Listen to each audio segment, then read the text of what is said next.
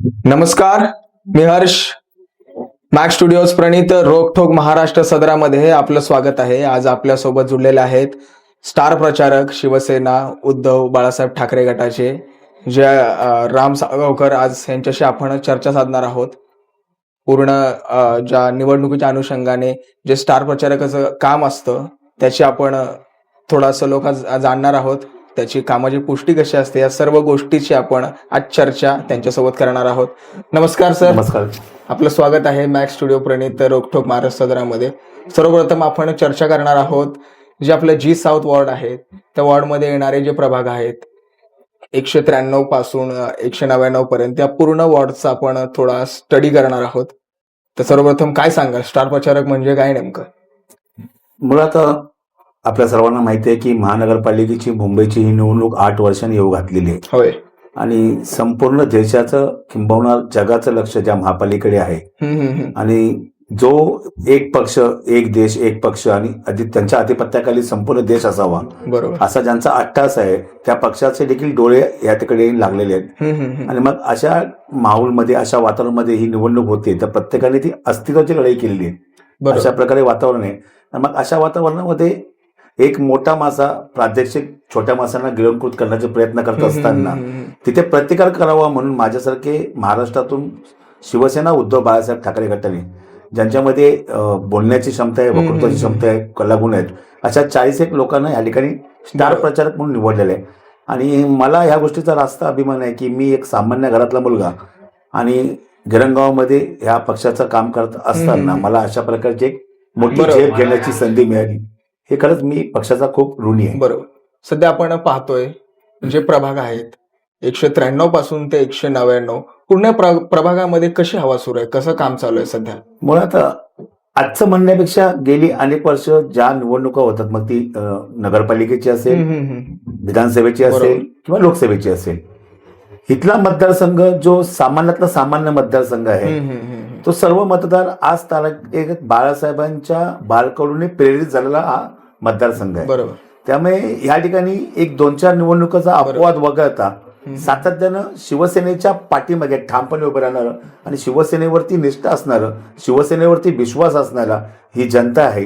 त्यामुळे ही जरी एक आगळी वेगळी लढाई आत्ताची असली तरी मी अभिमानाने सांगेन की शिवसेनेने जे नगरपालिकेला अभिप्रेत असतं, म्हणजे नगरपालिकेची निवडणूक तुमचं काही संसदेतले कायदे नाही बनवत, नगरपालिकेची निवडणूक तुमचे काही देशाच्या संरक्षणाचे म्हणजे ध्येय धोरण नाही ठरवत, किंवा नगरपालिकेची निवडणूक तुमच्या देशातली आर्थिक बस्तान कसं असतं ह्या विषयी नसते. तर ती काय असते तर सामान्य नागरिकांच्या जीवनाशी निगडीत. बरोबर. म्हणजे थोडक्यात सांगायचं तर वॉटर, मीटर, गटर, आरोग्य, शिक्षण, वाहतूक, रस्ते, दिवे, ह्या सगळ्या वीज, ह्या सगळ्यांशी संबंधित म्हणजे त्या सगळ्यांच्या अनुषंगाने काम करण्यासाठी त्या क्षेत्रात काम करण्यासाठी एक ती निवडणूक असते आणि त्याच्यात मग तो नगरसेवक किंवा नगरसेविका त्या प्रभागाचं नेतृत्व करण्यासाठी महानगरपालिकेमध्ये निवडून जातात. जर आपण पाहिलं तर आता प्रभाग क्रमांक 93 मधून ज्या उमेदवार आहेत पण तिथलं वातावरण कसं आहे सध्या, आता सलोख्याचं आहे, कसं चालू आहे तुमच्या दृष्टिकोनातून? 193 प्रभाग हा आपण जर का जवळून पाहिला तर मूळ मुंबईकर म्हणजे तिथे जवळपास म्हणजे ज्याला आपण कोळी बांधव म्हणतो, बरोबर, जो मुंबईचा मूळ गाभा ज्याला म्हटलं जातं, ज्या 7 बेटापैकी एक बेट, बरोबर, तर त्यापैकी तिथे असलेल्या मतदारसंघाशी जोडला गेलेला थोडा आजूबाजूचा परिसर दादर, प्रभादेवी आणि कीर्ती कॉलेज महाविद्यालय त्याच आजूबाजूचं आहे. बरोबर. ह्या संपूर्ण प्रभागात जर का तुम्ही बारकाईने विचार केला तर आता ही शिवसेनेची काही शक्ल घडली ती अपवाद बघा. इथल्या जरी नेते कोणी बदलले असतील, आमदार बदलले असतील, बरोबर, पण इथली जनता मात्र शिवसेनेबरोबर आजही आहे. 193 मध्ये जी नेतृत्व करते ती आमची रणरागिणी हेमांगी वरळीकर ह्या आता 3री टर्म लढवत आहेत. पण 3री टर्म लढवत असताना हा विभाग सातत्याने गेली अनेक वर्ष फक्त राखीव प्रभागासाठीच खुला होतो, पण महिला असेल किंवा पुरुष असेल. आपण ऐकलेलं की हा जो प्रभाग होता तो पुरुषांना देण्यात येणार होता, पण सध्या असं काय घडलं की जे डावलून 3ऱ्या टर्मसाठी त्यांना उमेदवारी जाहीर केली? हा प्रश्न कदाचित तुम्ही मला पुढच्या अनुषंगाने अनेक वॉर्डमध्ये विचाराल, त्यामुळे ह्या सगळ्यांचं उत्तर मी तुम्हाला आधी सुरुवातीला देतो.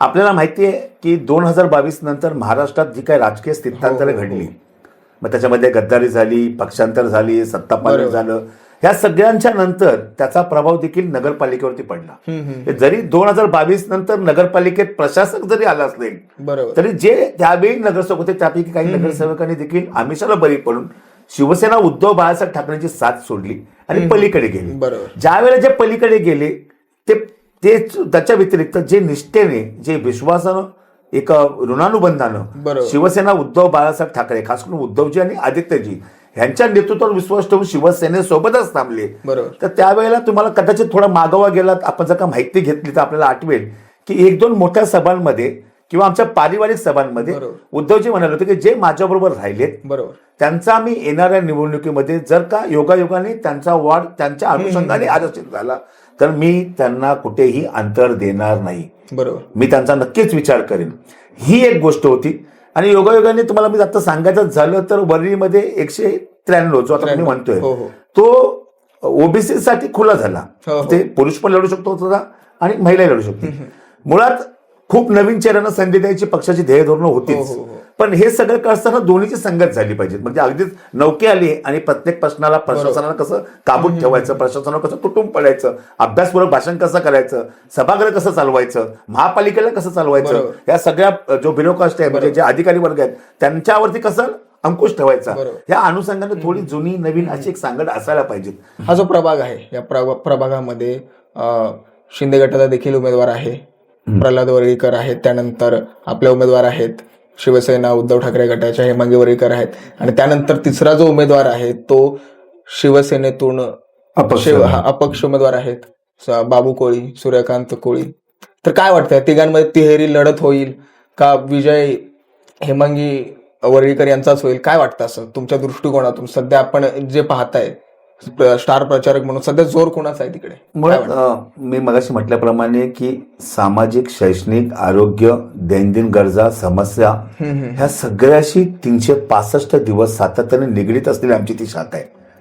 बरोबर. कदाचित एखाद्या व्यक्तीची थोडी मतं पटत नसतात, Yes. कदाचित स्वभाव थोडा पटत नसतो किंवा थोडं वागणं पटत नसतो, मग ते व्यक्ती सापेक्ष आपण त्या संघटनेला दोष देऊ शकत नाही. संघटना ही सातत्याने व्यक्तींच्या, पदाधिकाऱ्यांच्या माध्यमातून जनमानसांपर्यंत जाऊन जनमानसाच्या मनातलं ओळखून त्या ठिकाणी त्याला ते त्या प्रकारचं न्याय देण्याचं काम संघटना करत असते. व्यक्ती हा सापेक्ष असतो. त्यामुळे मला असं वाटतं की जो काम करतो, जो मुळात काम करतो, जो कृतीतून आपल्याला करतो, ती कृती करताना काम करताना कधी कधी अनावधाने चुका होतात. बरोबर. आणि त्या चुकाचं भांडवल करून आपण त्या व्यक्तीला जर का दोष देणार असो किंवा त्या नेतृत्वाला दोष देणार असो तर ते चुकीचं होतं. आता मुळात तिथे 3 ते 4 आहेत, पण खरी ओळख कोण आहे?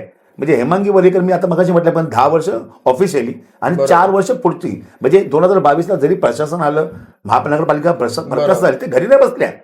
कोरोनासारख्या महामारीमध्ये मला आवर्जून सांगावं असं वाटतं, कोरोनासारख्या महामारीमध्ये आदित्य साहेबांच्या नेतृत्वाखाली, आदित्य साहेबांच्या दूरदृष्टीने त्यांनी ऐकलेली स्ट्रॅटेजी, त्यांनी बनवलेली तिकडची एखादी यंत्रणा, ही सगळ्यांना अख्ख्या जगाने, म्हणजे तुमच्या जागतिक आरोग्य संघटनेपासून सगळ्यांनी त्याला वाहवा केली. तो पॅटर्न, तो मॉडेल अख्ख्या जगात गेलं. इतकं चांगलं काम करणारे त्याच्यामध्ये ते शिलेदार होत्या. त्यामुळे मी मगाशी म्हटल्याप्रमाणे ज्यांच्या प्रगती पुस्तक खूप छान होतं, ज्यांनी खूप चांगली गुणवत्ता त्यांना उमेदवारी देण्यासाठी थोडं झुकतमाप होतच. अर्थात बाबू कोळीसारखा आमचा एक शाखा प्रमुख तिथे काम करतो, त्यालाही वारंवार संधी मिळण्याचा तोही प्रयत्न करत होता.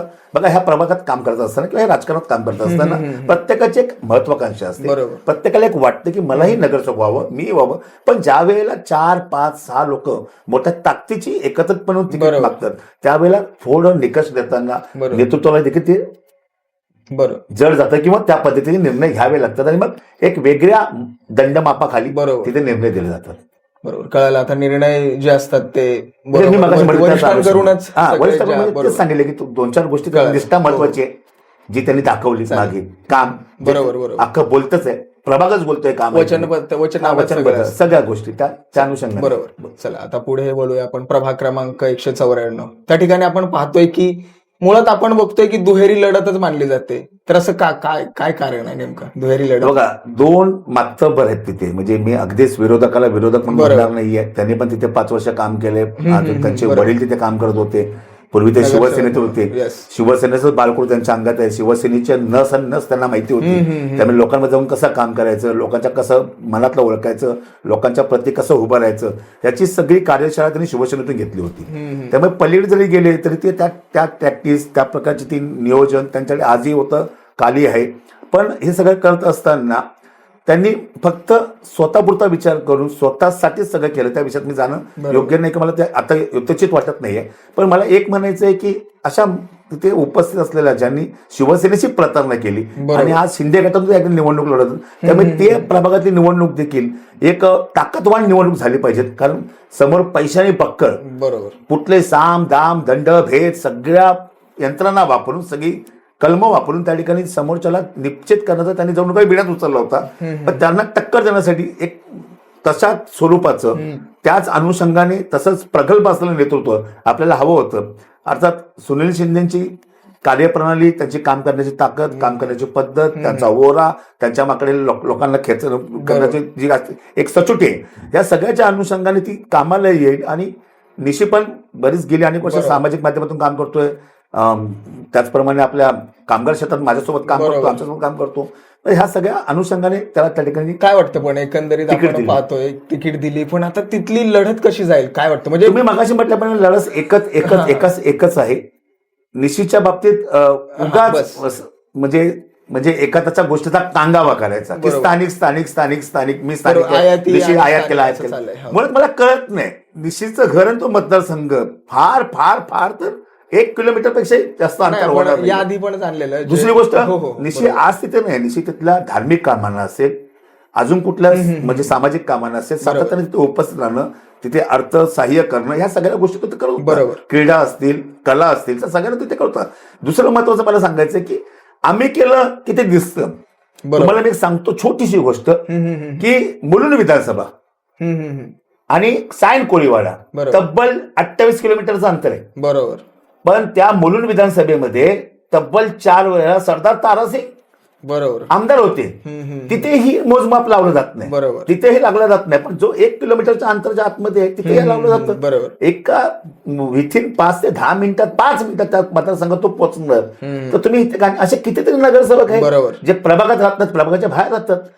मुळात कुठे राहतो याच्यापेक्षा तो लोकांच्या किती उपयोगी पडतो, बरोबर, ह्याचं मोजमाप केलं पाहिजे, ह्याचं मूल्यमापन झालं पाहिजे. बरोबर. म्हणजे आपल्या संदर्भातून असं स्पष्ट होतंय की आयाती काही नसतंय. सध्या उमेदवार आहेत ते किती कॅपेबल आहेत त्याची गुणवत्ता प्रभागानुसार आणि गुणवत्तेनुसार काम सुरू आहे. तर आपण प्रभाग क्रमांक 195 कडे येऊया. कारण आपण पाहतोय तिथे तिहेरी लढत मानली जाते का, असं मला ते कळत नाही. कारण वंचित आणि काँग्रेस तर एकत्र आलेली आहे, त्याबरोबर त्यांचं वजनही आहे तिकडे, म्हणजे थोड्या मताधिक्याने काय असेल. पण आता ते वगळता दोन आहेत. महायुतीचा एक उमेदवार आहे राजेश कांगणे, आणि नंतर शिवसेना, युबीटी आणि मनसे यांचे उमेदवार आहेत हे विजय भणगे. तर काय वाटतं अनुषंगाने? आता आपण तर बघताय, काम करताय, प्रचार देखील तुमचा जोरदार सुरू आहे, पण काय वाटतं? 195 मध्ये मी तुम्हाला थोडं 2017 मध्ये घेऊन जातो. 2017 या ठिकाणी निवडणूक झाली. फ्लॅशबॅक मध्ये आपण जाऊया. 2017ला आम्ही जो उमेदवार दिला होता तो वॉर्ड होता SC प्रभागासाठी राखीव होता, आणि आम्ही जो उमेदवार दिला तो दुर्दैवाने आज शिंदे गटात आहे. पण त्याला कोणीही परिचित चेहरा नव्हता. फक्त एक ऍडव्होकेट मध्ये उपाधी होती. त्याला ओळख शिवसेनेने दिली, नाव शिवसेनेने दिली, उमेदवारी दिली, आणि प्रचंड मताधिकारी निवडून आलं. म्हणजे तुम्हाला सांगायला मला आवडेल की जवळपास 8-8.5 त्यांनी आघाडी घेतली. मताधिक्य चांगलं. बीजेपीने त्यावेळेला एक उपरा उमेदवार त्या ठिकाणी आणला होता माटुंगामधनं. जर त्यांच्या भाषेत बोलते, माझी भाषा नाहीये. आणि त्यांनी जवळजवळ सिल्वन म्हणून त्यांनी जवळजवळ काही ओळख नाही, म्हणजे नावच अपरिचित, माणूस तर दूरचीच गोष्ट. त्यांनी जवळपास 5,500 मतं घेतली. 4.5-5,000 रेंजमध्ये त्यांनी मतं घेतली होती. वंचितचा उमेदवार हा त्यावेळेला SC असल्यामुळे त्यांच्या त्या जातीतला, त्या कुळातलाच होता, आणि तो चेहराही चांगला होता, त्यामुळे त्यांनी 3,500-4,000 मतं घेतली. आत्ताची परिस्थिती असं आहे की गेली 22-25 वर्ष शाखा प्रमुख म्हणून तावून सुलाकून निघालेला आणि जनमानसात अगदी थेट भेटणारा, जनमानसांच्या प्रत्येक गोष्टीला उपयोगी पडणारा असा हा आमचा विजय आहे, ज्याच्या नावातच विजय आहे. तो ह्या ठिकाणी आज नवीन एक नेतृत्व करण्यासाठी त्याला खूप वर्षांनी संधी मिळाली, आणि त्याला संधी मिळाल्यामुळे जनमानसात त्यांनी जे काय स्वतःची छबी उभी केली, जनमानसात त्यांनी जी शिवसेना रुजवले, स्वतःला रुजवले, त्याची एकदम गोळाबेरीज बघता. जर का मागच्या वेळेला आम्ही नौखा चेहरा देऊन तो 8,500-9 हजारांनी जर का बाजी मारतो, तर हा तर लोकांमध्ये म्हणजे झोपेत एखादा उठवलं की तुमचा नगरसेवक कोण असावा, तर तो विजयच म्हणणार. म्हणजे अतिशक्ती नाही सांगत आहे. इतकं चांगलं त्यांनी त्या शेतीच्या भाषेत सांगितलं, त्या प्रभागाची चांगली मशागत केली. बरोबर. लोकांना जे हवं ते लोकांना दिलं, आणि थोडा थेट स्वभावाचा माणूस आहे, एकदम प्रखर बोलणारा माणूस आहे. पण लोकांच्या समस्याला नेहमी सदैव 24/7 सातत्याने धावत जाणारी व्यक्ती. म्हणजे चांगलंच आहे हो. सध्या तरी. त्यामुळे कारण नक्कीच 25 लोकं- आपण ऐकलंय 25 वर्षाची कारकीर्द आहे Yes, yes. शाखा प्रमुख आहे. त्यामुळे नक्कीच लोक त्यानंतर त्याच्या पाठीशी उभे आहेत. त्याच्या एकंदरीत तुम्ही फेऱ्या बघितल्या, त्यांची प्रचार सभा बरोबर. बघितली, त्याच्या आजची झालेली शोभापत्र बघितली, तर सगळं बघितलं तर लोक त्याच्या मागे नक्कीच त्याला ह्या निवडणुकीमध्ये आशीर्वाद देणार, तो नगरसेवक होणार. आता जे उरलेले 4 प्रभाग आहेत 96, 97, 98 आणि 99 म्हणजे 196 असेल, 197, 198, 199. तिथे कसं आहे, कारण आपण पाहिलं की 197 मध्ये मनसेला सीट दिली.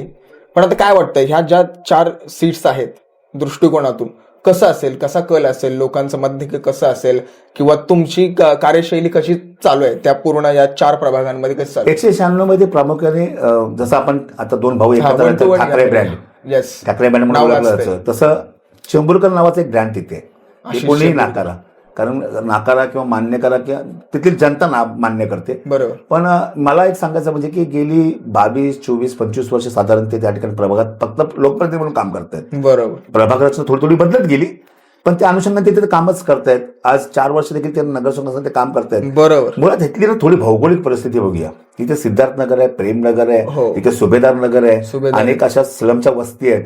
त्याचप्रमाणे उत्तुंग टोलेजंग इमारत आहे तिकडे. त्यासोबत तुमच्याकडे अख्खी मोठी पोलीस वसाहत आहे, बरोबर. पोलीस बांधव आहेत, त्याच्यासोबत अधिकारी आहेत. होय. ह्या मुंबईला घडवणारे उद्योजक आहेत, बरोबर. ह्या मुंबईचं रक्षण करणारे पोलीस आहेत, बरोबर. ह्या मुंबईची चाकरमानी ज्यांची म्हणजे हातावर पोटं भरतात, बरोबर. असे सामान्य लोक झोपडपट्टीमध्ये राहतात आणि बिल्डिकर आहेत. म्हणजे ह्या सगळी बरोबर. भौगोलिक रचना खूप आहे. सगळ्या जातीची, धर्माची, बरोबर. प्रादेशिक अख्खा ह्या ठिकाणी भारत वसलेला होय, आहे. होय. त्यामुळे इथे इथली नस खरी त्या मतदारांची नस, त्यांना हव्या असलेल्या सगळ्या सुखसोयी, बरोबर. त्यांची दुःख ही आशिष चेंबूरकरांनी गेली 25-26 वर्ष जवळून पाहिली. बरोबर.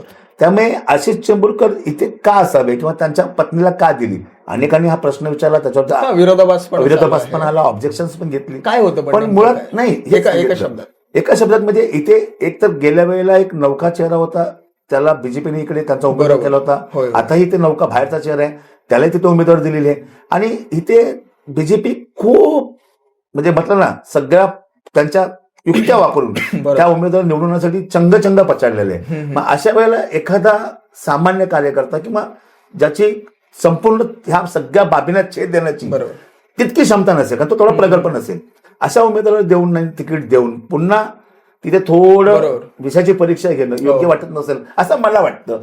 त्या अनुषंगाने ते सगळी हे करून, आणि मी अशी म्हटल्यापर्यंत पुन्हा विषय राहिला नाही. चेंबूरकरांना पण खूप त्यावेळेला वावडे पण उठले, काही लोकांनी ऑफर दिली, बाजारात खूप नाव गमवलं, पण ते शिवसेनेच्या उद्धवजींच्या पाठीशी ठामपणे उभे राहिले. त्यामुळे त्याचा कदाचित त्यांना फळ मिळते. 97 मध्ये झालं होतं. ती सीट ह्याला मनसेला दिल्या गेल्यामुळे काही तफावत आहे का, की शिवसेनेचे कार्यकर्ते काही नाराज असू शकतात? काय होते पूर्ण 1-2 शब्दात मांडा पूर्ण सांगतो. 197 झालं असं की शेवटी युतीचा धर्म आहे साहेब. 2 वर्षांनी 20 वर्षांनी जवळजवळ दोघे भाऊ एकत्र आले. तर एकत्र आल्यानंतर फक्त माझी तिथे मार्जिन आहे, मला सगळ्यात जास्त मत विधानसभेला मिळालं, लोकसभेला मिळालं म्हणून तो मलाच पाहिजे असं प्रत्येक ठिकाणी जर आपण म्हणालो तर ते युती होईलच कशासाठी? बरोबर. ह्या सगळ्यामध्ये कोणाचा तरी बळी जाऊ शकतो किंवा कोणाचा तरी वॉर्ड निघून जाऊ शकतो. आणि मग त्या अनुषंगाने तसं आता जसं 194 मध्ये ते देखील आग्रही खूप होते, तिथे नाही मिळाले म्हणून ते भाई सोडून बीजेपी मध्ये गेले. इथे तसंच होतं. त्यामुळे तिथे तो 2017ला त्यांचा मनसेचा नगरसेवक निवडला होता, त्यामुळे त्यांनी मनसेसाठी सीट मागितली. आमच्या लोकांना ते पटलं नाही, वाईफला दिली नाही पाहिलं तर आमच्या लोकांना, काही लोकांना पटलं नाही. आणि मग आमच्यातलंच काही म्हणजे आमच्याकडे तेव्हा आत्ताच्या घडीला 3-3, 4-4 उमेदवार तिथे इच्छुक उमेदवार आणि प्राबल्य होतं, प्रबळ दावेदार होते. त्यामुळे त्यांनी त्या सगळ्यांनी एकत्रित देऊन थोडी मूठ बांधली आणि स्वतंत्र उमेदवार दिला, जे खरं तर युती धर्मात म्हणजे मला सांगायला वाटतं की युती धर्मात ते योग्य नव्हतं. पण आता ते घडले. 198ला तर मला वाटतं सरळ कसं काय माहित आहे, 98 आणि 99 आपण तिथले परिचित आहात, आपण मधले रहिवासी आहात, पण पूर्ण दोघांचं एका ह्याच्यामध्ये सांगा पूर्ण. 198 मध्ये तुम्हाला सांगतो, 198 संघ हा जवळजवळ 1966 सालापासून आज तागत शिवसेनेचा वरळी मधला आणि खास करून गणगावातला बाल्य किल्ला आहे. कितीही वादळं आली, कितीही वावड्या उठल्या, कितीही राजकीय स्थित्यांतरी झाली, पण 198 स्वतःचा मताधिकार कधीच कमी नाही. बरोबर. त्यामुळे इथला कोणी म्हणजे आज आबोली खाडे तर त्यांच्या कार्यातून सामाजिक बांधिलकी, राजकीय त्यांना असलेला अनुभव आणि गोपाळ खाडे म्हणून त्यांचे मिस्टर ते जे शाखा प्रमुख आहेत. शाखा प्रमुख आहेत, रुग्णवाहिक म्हणून रुग्णसेवक म्हणून त्यांची ख्याती आहे. ह्या सगळ्यांची ती एक मूठ बांधलेली आहे आणि त्याचा फलित नक्कीच त्या भरपूर मताधिक्याने निवडून येतील. 199 मधून खास करून ह्या प्रभागातून मुंबईच्या महापौर म्हणून किशोरताईंनी आपण कोविडमध्ये काम पाहिले, एक शिवसेनेचे रणनीती पाहिले, विरोधात तुटणं, एक त्याच्यावर चांगलं वक्तृत्व असणं, या सगळ्या गोष्टींची आपण गोळाबेरीज नक्कीच बघताय. सातत्याने चॅनल समोर पक्षाची बाजू मांडणं, निर्भीडपणे मांडणं, ईडी लागली, अजून काही गोष्टी लागल्या, केसेस घेण्याचा प्रयत्न झाला, तर कुठेही न डगमगता ती शिवसेनेची रणरागी म्हणून ठामपणे लढत राहिली. आणि योगायोगाने तो वॉर्ड महिलांसाठी रिझर्व्ह झाला आणि मग संधी मिळाली. कदाचित बघा तर महिलांचा संधी मिळाली, किशोरताई परत का महापौर झालं तर परत तुम्हाला तिकीट थांबवलं, हे प्रश्न येणार तुमच्याकडून, थांबवलं असतं तर पुन्हा म्हणाले असते की नाही, ज्या टीमचा कर्णधार मॅच जिंकून देतो त्याला टीम मधनं कसं काय वगळू शकता, म्हणजे टीम फेल्युअर आहे, असेही आरोप कदाचित झाले असते किंवा होऊ शकतात. आणि मुळात मी तुम्हाला परत सांगतो, तीच जे पहिल्यांदा सांगितले ते जे निष्ठा म्हणून थांबले, ज्यांनी काम केलं, ज्यांचं प्रगती पुस्तक चांगलं होतं, त्यांना इकडे रिपीट करण्यात आलेलं आहे. आता एका शब्दात काय सांगाल, पूर्ण सारांश गोष्ट आहे एका शब्दात. आता कसं निवडणुकीचा भार पण येतो, पूर्ण गोष्ट येतात, पण आता काय वाटतं, कारण आपण पाहतोय की बंडखोरी देखील झालेली आहे, म्हणजे ठाकरे बंधू असेल, मनसे मध्ये पण असेल, पण ह्याला आळा असेल किंवा आता जे अपक्ष लढवत आहेत ते पुन्हा पक्षात येतील का, याच्यावर काय आता एकंदरीत मत काय 2 शब्दात? मुळात 2019 पासून आपण जर पाहिलं तर ह्या वरीला खऱ्या अर्थानं A+ करण्याचं जे व्रत सन्माननीय आदित्य साहेबांनी घेतलं, बरोबर, एक आमदार म्हणून बिल्डिंगमध्ये आमुग्र बदल केला. म्हणजे तुमचा पोस्टल रोड असेल, बिल्डिंग सारी असतील, रस्ते असतील, बाकी अजून आरोग्यविषयक सुविधा असतील किंवा बाकी सगळं सामाजिक हे बघितलं तर ते खूप उंचीला नेऊन ठेवलेले. त्यामुळे त्यांच्या ह्या प्रभागात त्यांची एक छाप आहे आणि त्या छापेबरोबर आमच्याकडे 2 अजून, एक सुनील शिंदे नावाचं एक आमदार म्हणून धगधगतं नेतृत्व आणि सचिन भाऊ म्हणून एक अभ्यासपूर्ण नेतृत्व, लोकांच्या नेहमी उपयोगी पडणारं नेतृत्व, ह्या तिघांचा एक मिसळ त्या ठिकाणी ते सरस मिसळ. त्यामुळे त्याचा फलित आहे की थोडा त्रास होईल, काही वॉर्डमध्ये आम्हाला मार्जिन कमी मिळेल, बरोबर, पण नक्कीच आम्ही 7च्या 7 गड जिंकणार आणि जिंकूच इतकं बरोबर. आमच्या शिवसैनिकांनी, मनसैनिकांनी एकत्र येऊन, म्हणजे मला नुसती ही युती मनापासून म्हणजे व्हायला किंवा दाखवायला झाली, तर त्यांच्या नावात मनसे आहे आणि त्या मनापासून ती झाली. त्यांचे कार्यकर्ते मनापासून सगळीकडे उतरले. थोडा 197 मधली थोडा एक भाग सोडला तर सगळीकडे मला वाटतं, मला खूप म्हणजे मी शिवसैनिक म्हणून मला त्यांचा खूप अभिमान वाटतो की त्यांनी खूप मन लावून या ठिकाणी काम केलेलं आहे मनसेने. त्यामुळे ह्या युतीचं फलित नक्कीच आमच्या इकडे नक्कीच होणार आणि आम्ही सगळे विजयी होणार, एवढं मात्र नक्की. आपण आता पूर्ण या सलोख आणि सखोल चर्चा आपण आता इथे संपवतोय. नाही, संपवण्याची मला फक्त एकच गोष्ट सांगायची, तुम्ही एक की टीव्ही लावली की अनेक प्रकारचे न्यूज बदलण्याची, आपल्याला न्यूजचे चॅनल बदलण्याची आपल्याला सवय आहे की इथे नाही आवडले, तिथे नाही, तिथे नाही, तिथे नाही, तिथे नाही, पण तिथे आम्हाला जागतिक घडामोडी कळतात, राज्यस्तरावरच्या कळतात, देश स्तरावरच्या कळतात, बरोबर, पण आमची माती, आमची माणसं, बरोबर, जी साऊथ आहे, जिथे आमची कार्यशक्ती आहे, जिथे आमचं कार्यस्थळ आहे, जिथे आमचं जन्मस्थळ आहे, जिथं ज्या मातीचे आमचं ऋणानुबंध आहे, आणि तिथल्या बातम्या इत्तंभूत देण्याचं काम जी साऊथच्या माध्यमातून तुम्ही करताय, बरोबर, आणि तुम्ही सगळी मराठी माणसं आहेत. होय, मराठी तुमचे सगळी मराठी हे लोक आज हे एक चांगलं ब्रँड निर्माण करताय, याचा एक सामाजिक कार्यकर्ता म्हणून, नेता म्हणून नाही, सामाजिक कार्यकर्ता म्हणून मला तुमचा अभिमान आहे आणि माझ्या तुमच्या ह्या सगळ्या प्रवासाला मनपूर्वक खूप खूप शुभेच्छा. तर धन्यवाद सर, आपण या ठिकाणी आपलं मत स्पष्ट केलंय, आपली मतं मांडलेली आहेत, खूप खूप आभार आपले. आणि पूर्ण आता जी मतं मांडलीत सरांनी त्याच्यावर काही तुमची मतं असतील किंवा काही कमेंट करायच्या असतील किंवा तुमचे काही विचार असतील तर ते कमेंटद्वारे कळवा, कारण मॅक्स स्टुडिओज आणि साऊथ मुंबई न्यूज यांचं कोलॅबोरेशन आहे आणि ते याचा पूर्ण सलोख हा साऊथ मुंबई न्यूजच्या यूट्यूब चॅनलवर येईल. त्याच्यावरती आपलं मतं नोंदवा आणि साऊथ मुंबई न्यूजच्या यूट्यूब चॅनल लाईक, शेअर आणि सबस्क्राईब करायला विसरू नका. आपण पाहताय साऊथ मुंबई न्यूज, चेहरा मुंबईचा. धन्यवाद. धन्यवाद. धन्यवाद.